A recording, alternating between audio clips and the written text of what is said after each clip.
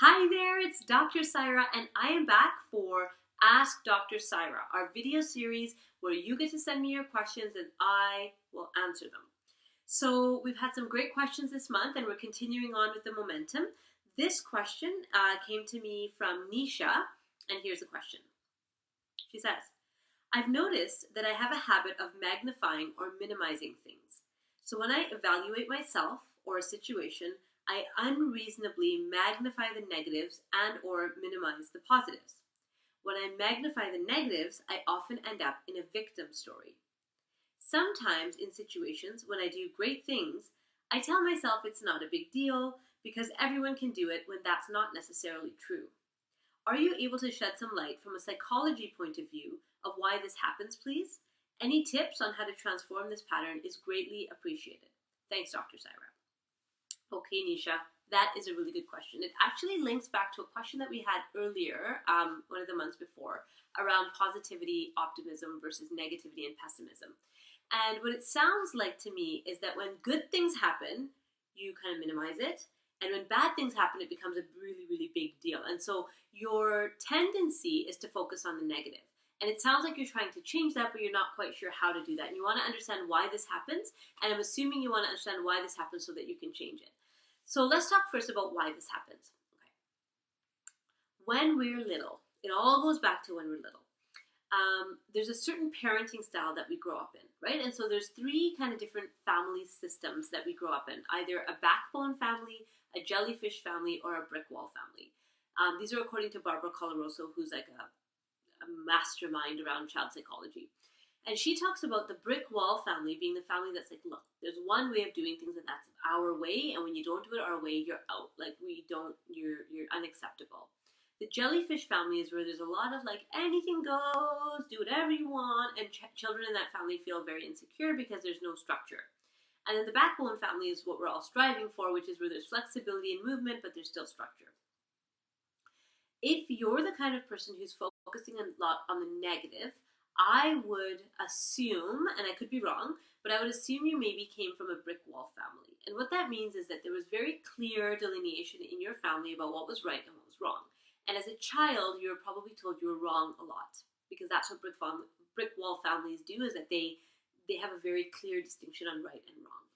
And so if you were told you were wrong a lot, what happens is that starts becoming your worldview, where you start seeing the world as like, I don't know if I can really trust that. I don't know if people are necessarily, you start seeing the wrong in things rather than the right in things. It's just the way, you've learned to be in your family system. That's kind of where it comes from. And I'm making some assumptions here. I don't know you, Nisha, so I'm not sure, but this is what I would assume just from what you've told me. So if you came from a brick wall family where, the rules were pretty clear and you kind of had to do things a certain way, and you were the person who either you didn't do them that way, or you bought into it, but you started like internalizing that thing about, there's only one right way of doing things, then you'll start to feel when you look outside in the world that the negative is more true than the positive. Okay? And that's why you tend to magnify things that are bad and minimize things that are good, because if they're good, it's like, yeah, no big deal. What's the big deal? If they're bad, it's like, oh, now we need to have a conversation because something wrong happened here. See, in backbone families, people are more balanced. They're actually able to really celebrate good things and they're able to cope when things go wrong. But in brick wall families, it's like, yeah, we're just not very good at the darker, downer sides of life. Like that just like overwhelms us, or it becomes our main lens through which we see things. So how do you change it? So first of all, it's acknowledging that, okay, maybe this comes from the way that I was raised. And again, our parents did the best they could with what they had. It's not about blaming parents at all, but it's about understanding where you're coming from. So if I'm coming from this place where I tend to see the bad, I tend to see what's negative, I tend to magnify that, how do I turn that around? One of the ways to turn it around is to surround yourself with people who are more optimistic. And that might be difficult to do. I don't know if you watch that show Grey's Anatomy. I'm like hooked on Grey's Anatomy right now. But there's a couple of characters in Grey's Anatomy that are really like negative and dark and pessimistic, and they're kind of the main characters of the show. Then there's these optimistic people, and these negative people kind of poke fun at the optimistic people, like, oh, they don't know, they're delusional, they have no idea about the reality of the world. And that's often what pessimistic people do, is that they kind of like laugh at those optimistic people. But what I would suggest to you is to start That's my alarm. It means I'm talking too long and too much. So I'm going to cut it short, but get to the point, which is surround yourself with more optimists. Surround yourself with people who start to see the world as glass half full. And let them rub off on you and see if you can stop judging them and stop being like, well, they don't know what they're talking about, right? Just actually let them in. Let that rub off on you a little bit. And as you do that, you'll start softening and you'll start adopting that viewpoint that, you know what, maybe I can celebrate when things go well. And maybe when things are really bad, maybe it's okay to just not make such a big deal about it. Maybe I can let things slide off a little easier. So that's what I would suggest to you, Anisha, as far as how to manage that and your explanation of where it comes from a psychology point of view. I hope that was helpful.